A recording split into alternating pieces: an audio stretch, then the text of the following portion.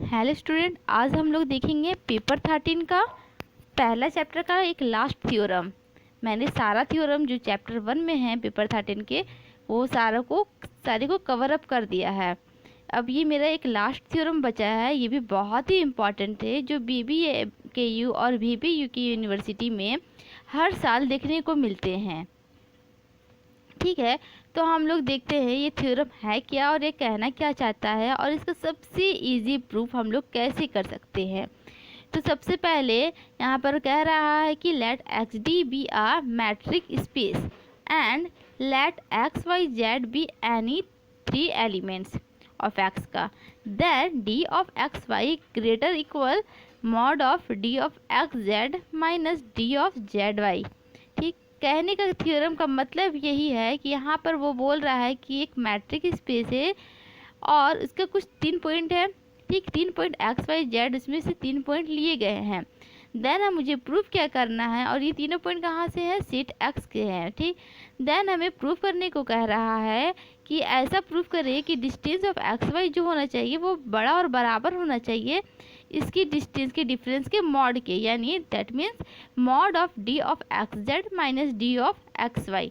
ठीक, I hope कि आप लोग स्टेटमेंट समझ गए होंगे। तो इसका हम लोग प्रूफ देखते हैं कि इसका प्रूफ सबसे इजी हम लोग कैसे कर सकते हैं। तो सबसे पहले हम लोग मान लिए कि हम लोग पास जो चीज़ दिया हुआ था, क्या दिया हुआ था कि एक्स कह रहा था कि since x D is matric space.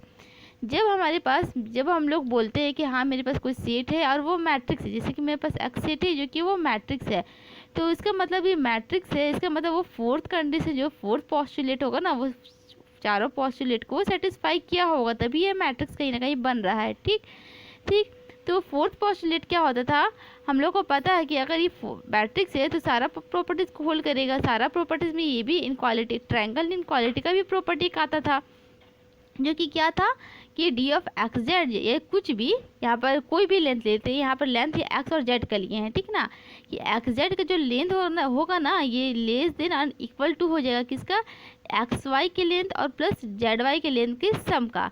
अब ये कहने का, अब ऐसा नहीं सोचना है कि यहाँ पर एक्स वाई था, यहाँ पर ऐसा था, यहाँ पर तो सिर्फ डिफरेंट क्यों हो गया, क्योंकि हम लोग प्रूफ ही कुछ अलग करने बोल रहे हैं। हम लोग को प्रूफ करने बोल रहे हैं इसको बड़ा और बराबर दिखाना है इससे। दैट मीन्स हम लोग यहाँ पर पॉइंट थोड़ा सा डिफिकल्ट ले लिए, मतलब अलग ले लिए हैं कि कैसे मान लेते हैं ट्रायंगल इनक्वालिटी है, 3 पॉइंट लिए, इसको मान लेते हैं एक्स, इसको मान लेते हैं वाई और इसको मान लेते हैं जेड। ठीक है, हम लोग ऐसा दिखाना इसलिए हम लोग इसको लिए हैं, इसको पहले लिए हैं, उसके बाद दिखा देंगे कि ये और ये क्या होगा, इसके सम का से छोटा होगा। ठीक ना, ट्रायंगल इनक्वालिटी होल्ड करेगा क्योंकि ये मैट्रिक्स है एक्स डी, तो दे देंगे कि डी ऑफ एक्स जेड जो होगा ना वो लेस देन इक्वल टू हो जाएगा D of x Y plus D of Z Y से। ठीक, अगर ऐसा है तो इसको इम्प्लाइज ये कैसा करेगा, हम लोग क्या किए ना कि दोनों तरफ में क्या किए हैं, इस साइड और इस साइड दोनों साइड में हम लोग क्या किए हैं, minus D of Z Y दोनों तरफ डिफरेंस कर दिए। ठीक ना, दोनों तरफ से इसको सब्ट्रैक्ट कर दिए, किसको, डी ऑफ जेड वाई को। जैसे ही दोनों तरफ से सब्ट्रैक्ट किए दोनों तरफ से, तो हमको कुछ ऐसा मिलने लगा। ठीक, ऐसा मिला जिसको हम नाम दे दिए इक्वेशन 1। ओके, यहाँ से इतना समझ में आया। अब क्या किए अगेन कि डी ऑफ जेड वाई, अब हम लोग लिए हैं ये वाला। अब ये डिस्टेंस क्या होगा, इस दोनों की डिस्टेंस के सम के से क्या होगा, वो लेस होगा, है ना।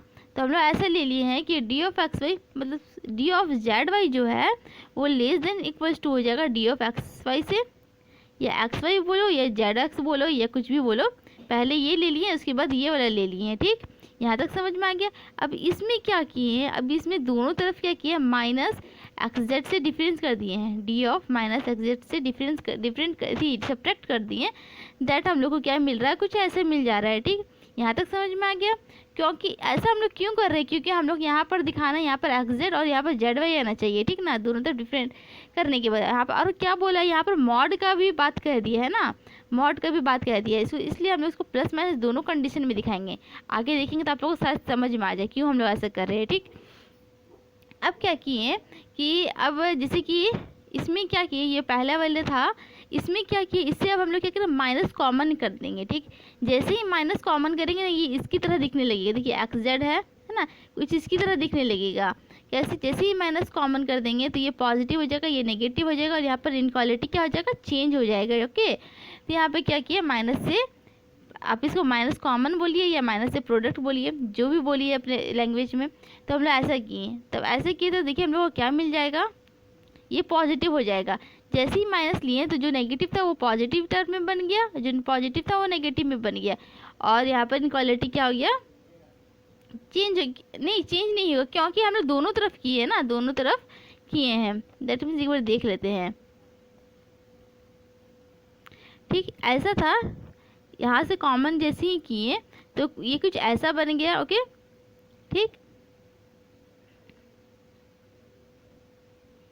ठीक, ऐसा ये इसमें से कॉमन लिए हैं, प्रोडक्ट नहीं किए, दोनों में से कॉमन इसको बाहर निकाले हैं, तो मेरे पास कुछ ऐसा बन गया। इसका नाम दे दिए इक्वेशन 2।